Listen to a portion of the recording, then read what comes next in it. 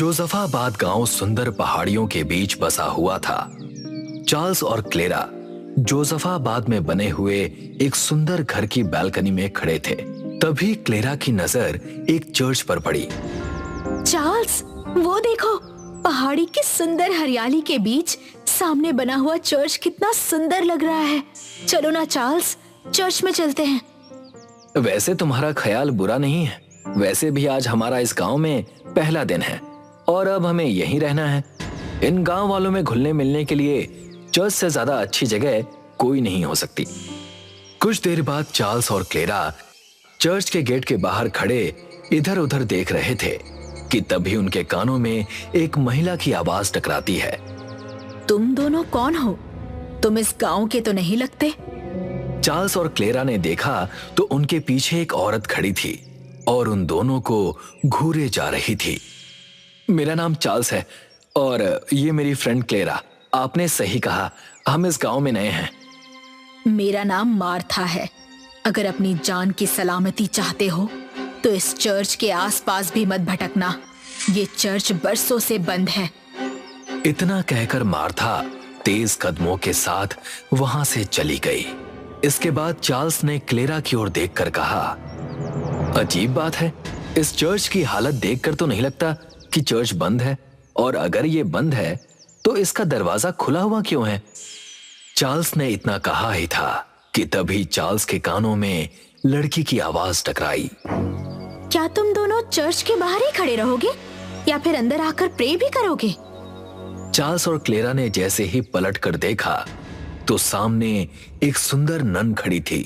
Charles ने none की ओर देखकर कहा, अभी कुछ सेकंड पहले मार्था नाम की एक औरत बता रही थी कि चर्च बरसों से बंद है। मगर उसने चार्ल्स की बात का कोई जवाब नहीं दिया और वो तेज कदमों के साथ चर्च के अंदर चली गई। चार्ल्स और क्लेरा भी उसके पीछे पीछे चर्च के अंदर चले गए। चर्च के अंदर अंधेरा फैला हुआ था। अचानक चर्च के अंदर रखी हुई मोमबत्तियां अपने आप जल उठी। ये देखकर चार्ल्स डरते हुए बोला, ये क्या हो रहा है क्लेरा? मुझे यहाँ कुछ ठीक नहीं लग रहा।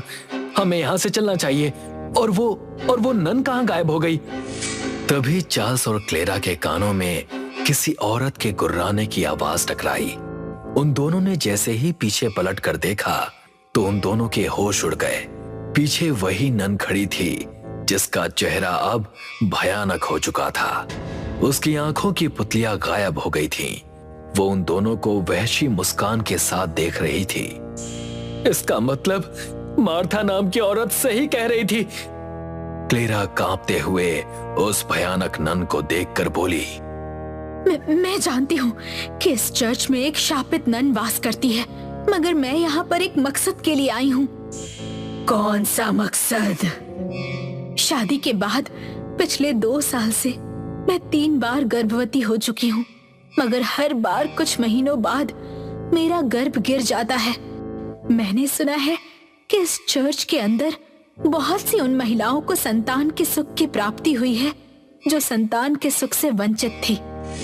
ठीक है, इस बार तुम्हारा गर्भ नहीं गिरेगा। तुम्हें एक लड़की होगी, मगर तुम्हें एक वादा करना होगा।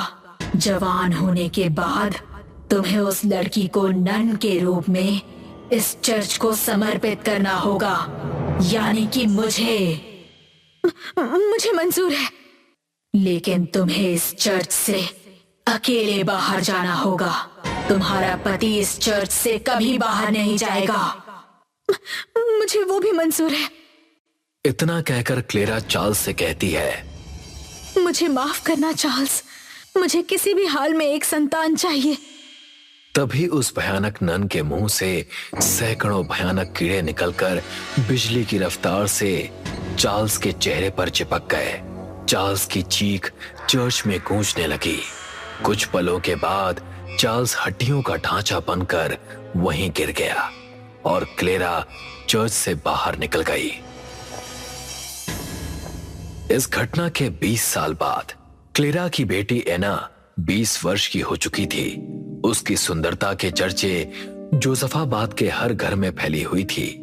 एक दिन एना बाजार से अपने घर आ रही थी कि तभी सैंडी और उसके दोस्त डैनियल ने उसका रास्ता रोक लिया। मैं तुमसे प्यार करता हूं एना, और तुमसे शादी करना चाहता हूं।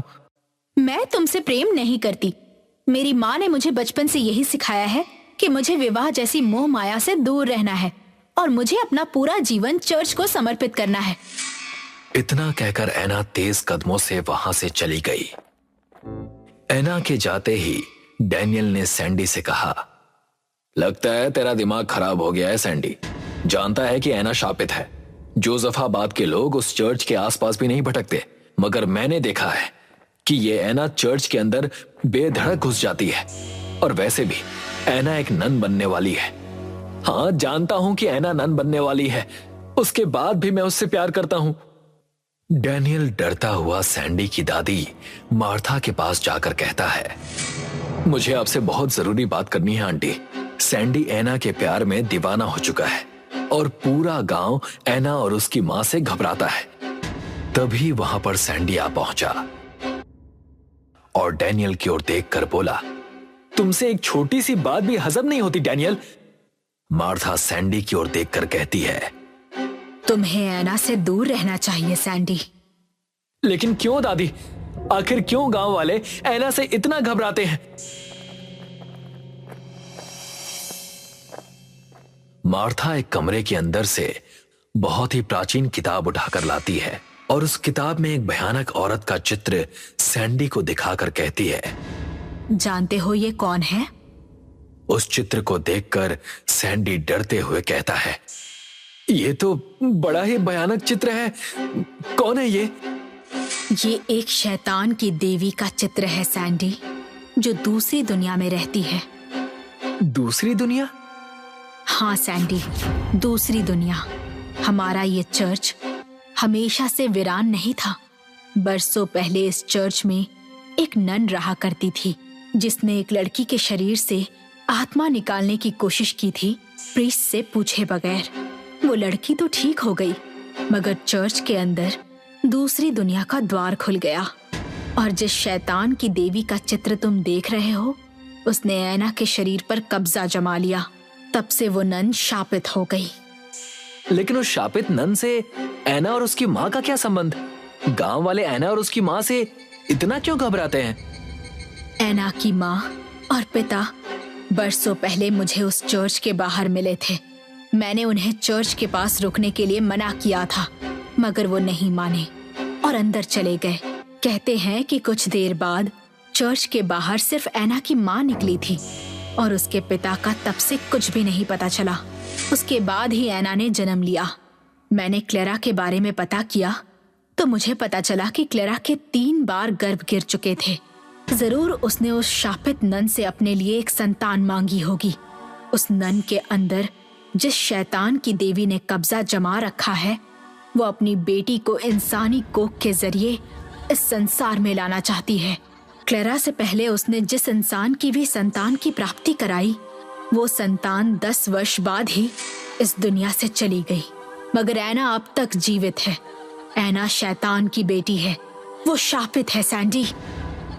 अपनी दादी माँ की बात सुनकर सैंडी चुप हो गया। आधी रात का वक्त हो चुका था। क्लेरा अपनी बेटी एना के साथ गहरी नींद में सो रही थी कि तभी कमरे में अचानक काला धुआं फैलने लगा। अचानक क्लेरा की आंख खुल गई। उसने देखा कि वही भयानक नन उसके सामने थी।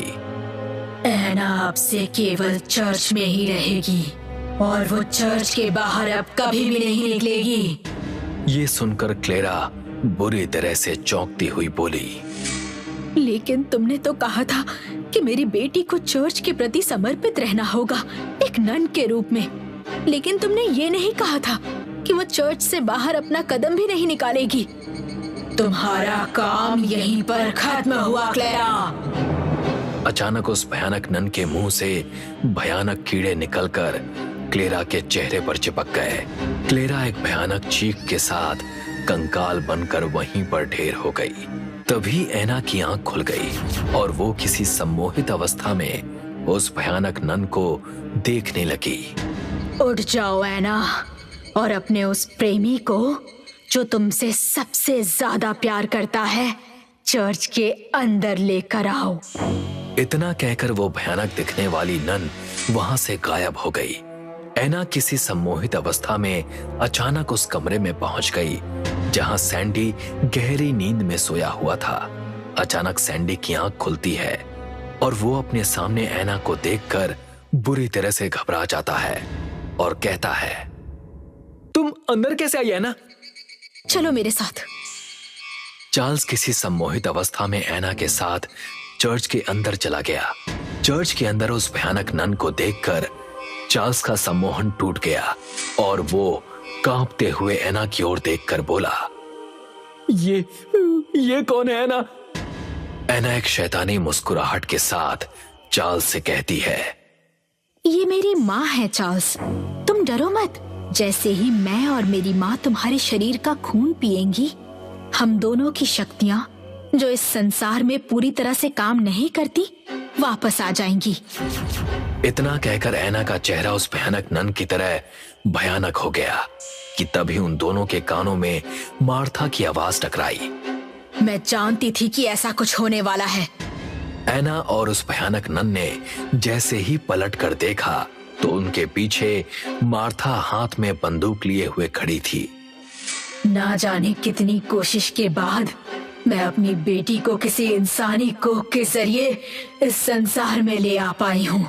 मूर्ख औरत, तुझे क्या लगता है तू इस इंसानी खिलौने से मुझे और मेरी बेटी को खत्म कर देगी? मैंने तेरे और तेरी बेटी के बारे में प्राचीन किताबों में बहुत कुछ पढ़ा है और मैं जानती हूँ कि तुम दोनों जैसे ही मेरे बेटे सैंडी का खून पियोगी, तुम्हारी शक्तियाँ वापस आ जाएंगी और तुम दोनों मानवता पर कहर ढा दोगी। मैं ये भी जानती हूँ कि मैं तुम्हारा मुकाबला नहीं कर सकती और उसके बावजूद भी तुम यहाँ मरने चली आई। तुमने मेरी पूरी बात नहीं सुनी। अगर मैं अपने बेटे को मार दूं, तो मैं ये भी जानती हूँ कि तुम दोनों हमेशा के लिए इसी चर्च के अंदर कैद होकर रह जाओगी और तुम्हारी शक्तियाँ भी खत्म हो जाएंगी। तुम दोनों के कहर से मानवता को बचाने के लिए अगर मुझे खुद अपने बेटे की बलि लेनी पड़े तो मुझे कोई हर्ज नहीं। इतना कहकर मार्था ने तुरंत गोली चला दी। ये तूने क्या किया? अपने ही बेटे को मार डाला। तभी उस भयानक नन और मार्था के शरीर में आग लग गई। मार्था तुरंत उस चर्च से बाहर निकल आई। एक तेज हवा के साथ उस चर्च का द्वार बंद हो गया। बाहर डैनियल कांपता हुआ मार्था से बोला, ये आपने क्या किया? इंसानियत को बचाने के लिए मेरे पास इसके अलावा और कोई चारा नहीं था। अब शैतान की देवी और उसकी बेटी हमेशा के लिए इस चर्च के अंदर कैद हैं। अब वो कभी बाहर नहीं आ सकती। इतना कहकर मार्था डैनियल को लेकर वहां से चली गई। ये बात 1940 की है, जब भारत में अंग्रेज रहा करते थे। संतोष बाबू अंग्रेजी सरकार में भाप वाली ट्रेन के ड्राइवर थे। उस समय हमारे देश में भूत प्रेत बुरी शक्तियों का प्रभाव ज्यादा हुआ करता था। हर दिन एक अंग्रेज रेलवे कर्मी एडवर्ड संतोष बाबू के घर ट्रेन की समय सारणी का पर्चा देने आया करता था। एडवर्ड हिंदुस्तानी परंपरा और संस्कृति से बहुत प्रभावित था। उसे साधु संतों और मंत्रों से बहुत लगाव था। एडवर्ड सिर्फ नाम का ही अंग्रेज था। गुड मॉर्निंग संतोष बाबू, ये रहा आपका आज की ट्रेन का time table. Good morning Edward ji. आओ बैठो, चाय पी लो। अरे नो थैंक्स, मैं चाय पी कर आया। आज के टाइम टेबल में कुछ बदलाव है, आप देख लीजिएगा। अरे एडवर्ड जी ये क्या? मेरी ड्यूटी तो डे शिफ्ट की होती है, पर आज तो नाइट शिफ्ट का टाइम टेबल आया है। जी संतोष बाबू, आपको ट्रेन का इंजन मुंबई पहुंचाना है, जिसके लिए आपको आज रात 1 बजे रेलवे यार्ड पहुंचना होगा। ठीक है एडवर्ड जी, मैं आज रात टाइम पर रेलवे यार्ड पहुंच जाऊंगा। संतोष बाबू ने अपनी पत्नी विमला को भाप वाला इंजन बम्बई पहुंचाने की बात बताई। अरे विमला सुनो, मुझे आज रात मुंबई रवाना होना है। तुम मेरा खाना पहले ही तैयार कर देना। 24 घंटे का सफर होगा कम से कम। सुनो जी, अकेले मत जाना, अपने साथ अपने दोस्त राजेश को भी ले जाना। और हाँ, रास्ते में वो अंधेरा पुल पड़ेगा। मैंने सुना है उस अंधेरे पुल में किसी खूनी प्रेत आत्मा का साया है। अरे ठीक है, मैं राजेश को भी साथ ले लूंगा। रास्ते में अंधेरा होगा, मैं अपनी साइकिल में टॉर्च लगा लूंगा। तुम चिंता मत करो। रात के 12 बजे संतोष बाबू और उनका दोस्त राजेश दोनों अपनी साइकिल में टॉर्च लगाकर रेलवे यार्ड की ओर निकल गए। जैसे ही संतोष बाबू और राजेश अंधेरे पुल के करीब पहुँचे कि तभी उन्हें एक सुंदर स्त्री दिखाई दी। अरे अरे, इतनी रात का अंधेरे में ये महिला यहाँ क्या कर रही है? अरे छोड़ो राजेश, मुझे कुछ गड़बड़ लग रही है। अरे नहीं यार, मुसीबत की मारी लगती है, चल देखते हैं। संतोष बाबू और राजेश ने करीब जाकर देखा तो खूबसूरत साड़ी में वो महिला काफी सुंदर और आकर्षित दिखाई दे रही थी। अब सुनिए, इतनी रात का अंधेरे में आप यहाँ अकेली क्या कर रही हैं? क्या मैं आपकी कुछ मदद कर सकता हूँ? मैं पुल के उस पार रहती हूँ, क्या आप मुझे पुल के उस तरफ तक छोड़ देंगे? उस महिला की खूबसूरती और आवाज पर राजेश सम्मोहित सा हो गया। संतोष बाबू अपने दोस्त को मना करने ही वाले थे कि राजेश ने उस औरत से कहा, हाँ हाँ, क्यों नहीं, हम उसी तरफ जा रहे थे। चलिए मैं आपको पुल के उस तरफ छोड़ देता हूँ। वैसे आपका नाम क्या है? मेरा नाम गुंजन है। एक हाथ से साइकिल पकड़े राजेश पैदल ही उस महिला के साथ पुल की तरफ बढ़ गया और जैसे ही राजेश ने उस महिला को दूसरे हाथ से स्पर्श करना चाहा, अचानक उस महिला का चेहरा बदल गया। उसकी आंखों की पुतलियां बिल्कुल सफेद हो गई, उसके बाल जमीन तक फैल गए और उसके नाखून भेड़ियों के जैसे लंबे हो गए। उसने भारी आवाज में संतोष बाबू से कहा, बहुत वक्त के बाद इंसानी खून पीऊंगी। इतना कहकर प्रेतात्मा बन चुकी उस औरत ने अपने भेड़िए जैसे दांत राजेश की गर्दन में गाड़ दिए और अपने नुकीले पंजों से एक झटके में राजेश की गर्दन उखाड़कर फेंक दी। इससे पहले वो संतोष बाबू की तरफ बढ़ती, वो साइकिल पर बैठकर तेजी से पैडल मारते हुए पुल से उस तरफ भाग गए। उन्हें दूर जाता देख प्रेतात्मा गुस्से से तिलमिला उठी। कब तक अपनी जान बचाकर भागेगा? मरेगा तू। उसकी चेतावनी से संतोष बाबू का कलेजा कांप गया। वो हाफते हुए रेलवे यार्ड तक पहुंचे और साइकिल सहित गिरकर बेहोश हो गए। एक अंग्रेज अफसर ने उन्हें उठाया। अरे संतोष बाबू उठो, होश में आओ। क्या हुआ आपको? सर मैं ठीक हूँ। मैं घर से ड्यूटी के लिए अपने दोस्त राजेश के साथ निकला तो अंधेरे में पुल के पास उस प्रेत आत्मा ने मेरी आंखों के सामने मेरे दोस्त को मार डाला सर। वो आत्मा कई लोगों को मार चुकी है। जब आप घर लौट कर जाओगे तब मैं आपकी मदद करूंगा। साहब मुझे बहुत डर लग रहा है। रास्ते में वो प्रेत आत्मा जरूर मुझे भी मार डालेगी सर। मुझे बचाओ सर, मुझे बचाओ। मैं प्रेतों से बचने वाले कुछ मंत्र जानता। तुम मुझे अपना रुमाल दो, मैं उसमें कुछ अभिमंत्रित दाने रुमाल में रखकर तुम्हें दूंगा। पर साहब उससे क्या होगा? क्या वो प्रेत आत्मा मुझे नहीं मारेगी? जब तुम पुल पार करोगे तो वो प्रेत आत्मा तुम पर हमला करने जरूर आएगी। जब वो तुम्हारे नजदीक आए तुम रुमाल में रखे दाने उस प्रेत आत्मा के ऊपर फेंक देना और पीछे मुड़कर मत देखना। आपको बहुत बहुत धन्यवाद साहब। संतोष बाबू डर डर कर अपनी साइकिल से उस पुल के जैसे ही करीब पहुँचे, अचानक प्रेतात्मा हवा में तैरते हुए अपनी भयानक शक्ल में सामने आ गई। आखिर तू आ ही गया ना वापस। अब मैं तेरे खून से अपनी प्यास बुझाऊंगी। ओह नहीं, कितनी भयानक दिख रही है। प्रेतात्मा ने संतोष बाबू को रुमाल निकालने का मौका ही नहीं दिया और उन्हें दबोचने के लिए जैसे ही झपटी, उसे करंट की तरह एक तेज झटका लगा। अच्छा, तो मुझसे बचने के लिए तू मंत्रों का सहारा ले रहा है? देखती हूँ कितनी देर तक बचेगा मुझसे। लगता है रुमाल में अभिमंत्रित रखे दाने इतने शक्तिशाली हैं कि ये चाहकर भी मुझ पर हमला नहीं कर पा रही। इससे पहले कि ये मुझे मेरे दोस्त की तरह मार दे, मुझे ये दाने इसके ऊपर फेंक देने चाहिए।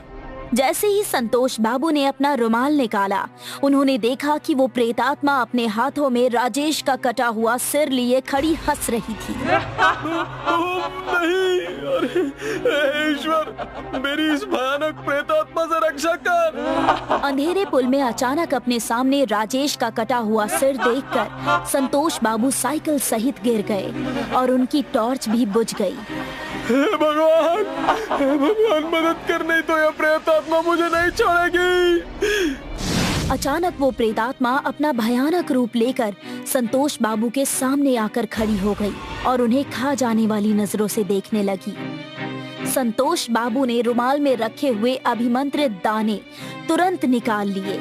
ये देखकर उस प्रेतात्मा ने गुस्से से संतोष बाबू की ओर देखकर कहा, तुझे क्या लगता है कि इस तंत्र मंत्र का सहारा लेकर तू बच जाएगा ना? जाने कितने तांत्रिक आए और चले गए, पर मेरा कुछ नहीं बिगाड़ पाए। संतोष बाबू ने तुरंत बगैर देरी किए वो अभिमंत्रित दाने उस प्रेतात्मा के ऊपर फेंक दिए।